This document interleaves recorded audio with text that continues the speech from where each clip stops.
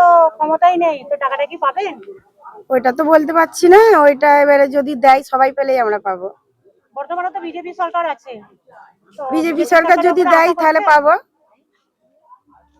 BJP সরকার দিলে পাবো। আপনার নাম কি? শাহানুর বেগম।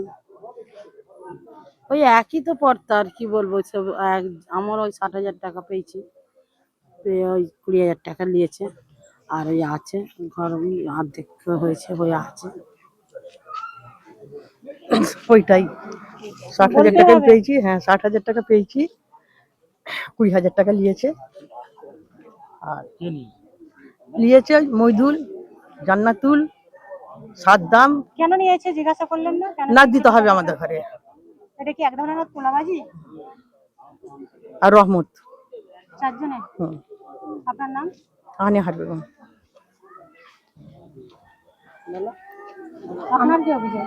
আমার অভিযোগ 60,000 টাকা দিয়েছিল, আমার 21,000 টাকা নিয়েছে, আর 40,000 টাকা আমাদেরও বাড়ি হয়েছে কিছুটা, বাড়িতে লাগিয়েছে। বাড়ি অর্ধেক হয়ে পড়ে আছে। তো বাড়িতেই লাগিয়েছে, হ্যাঁ বাড়ি হচ্ছিল, বাড়িতেই লাগিয়েছে। মনে হচ্ছে টাকাটা পাবেন?